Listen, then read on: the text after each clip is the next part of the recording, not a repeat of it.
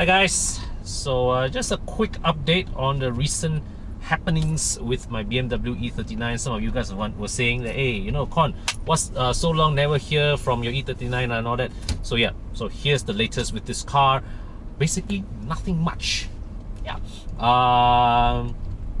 the car did go back to the paint shop for a week. Why? Because when I published the what you call it, the video of the finished product of the repaint, a lot of you eagle-eyed viewers spotted a mismatch of the front left fenders. So the shop, right, to their credit, very promptly offered to repaint the car to my satisfaction, which honestly, in my opinion, I was not bothered about it because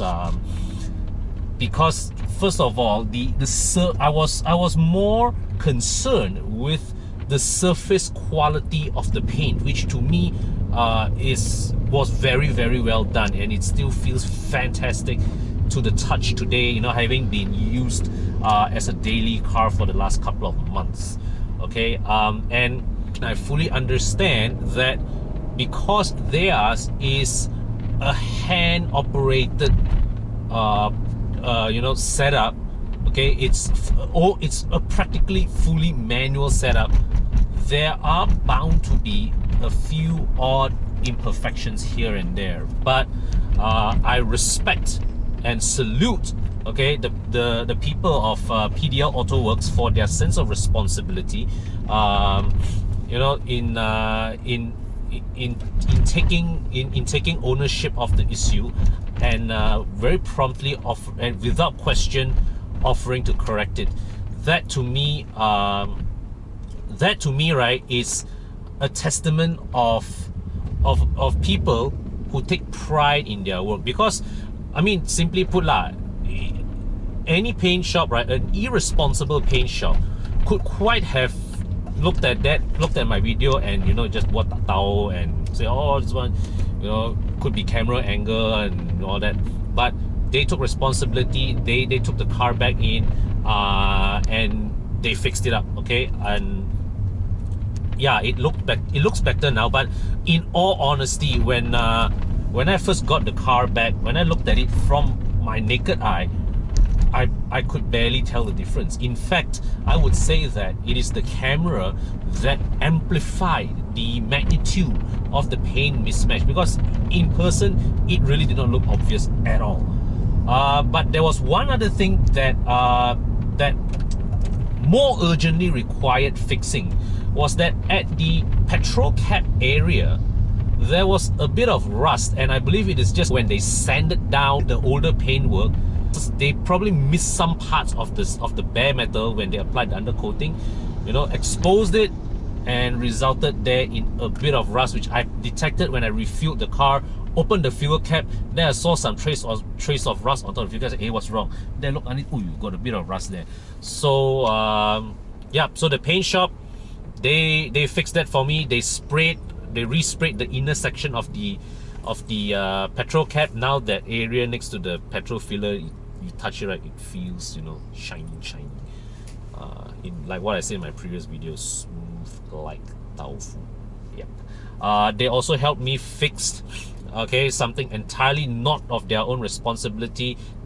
I lent this car to my mom for a couple of weeks, and because she was unaccustomed to the ride height of this car, she scratched the lower edge of the bumper at a curb. Not something severe, but they helped me fix it, so thank you guys, thank you so much.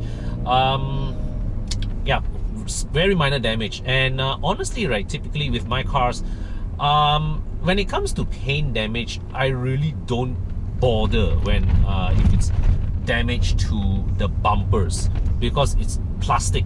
Okay, it's just a scratch and it won't spread, it stops there. But metalwork, I will pay a bit more attention to, because, you know, the bare metal, when the scratch exposes the bare metal, it potentially causes rust.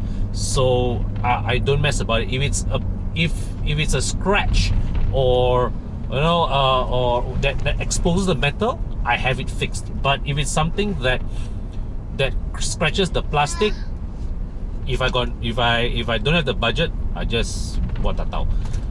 Okay, so what else is new with the car? Got a new set of mats. Yep. Why? Because the original set of mats that came with the car, the driver's side, first, it slips and slides about.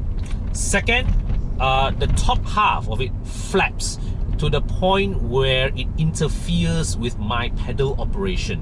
So yeah, that's something that has always been a bit of an annoyance to me. I've always wanted to find something I've always wanted to find a solution to it, but I haven't gotten around to. So you see, the thing is, the funny thing is this, you know, the carpeting underneath, right, the underside carpeting, it has two clips there, okay, which in many newer cars, it is supposed to be for you to clip, to pin, to hold your mats in place. But in my car, all right, it's just those two pins are just dead on the floor. Yeah, totally as on its own, and the original carpet just sat on top of it.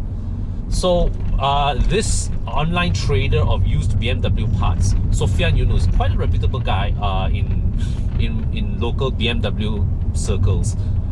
He had a set of used floor mats for the E39, which interestingly is of a slightly different design than mine. Okay, so this one does not have the upper section. The coverage of the mat goes only just to the point of the pedals, the base to the foot of the pedals. Yeah, and it also has the holes from it through which you can clip it to the floor. Yep, so I bought that for 150 bucks, a set of 4. I only needed the driver's side really, but yeah, he either sold the whole thing or nothing, so I bought the whole thing. And yeah, I put the new mats onto the floor. I couldn't find, I'm still unable to remove the clip from the carpet. So as a result, I can't screw this mat securely onto the floor, but it's definitely a big improvement from before. The mat still slides about a bit, but because the top part does not flap, it doesn't interfere with my driving so badly. But I do have to watch out. Sometimes sometimes the mat can actually go behind the accelerator pedal and may affect and may prevent me from getting a full travel of the accelerator. But yeah, that's it's still way better than before. I just need to find time or find a way to open the clip so that I can screw this mat securely onto the floor of the car. Yep, but otherwise this car is running spick and span, no other issues. So I last serviced the car just before I sent it into the paint shop. So because it's spent about a month in the paint shop, so I guess my next service I can stretch it for a month. Okay, this last service was about 161,000 kilometers.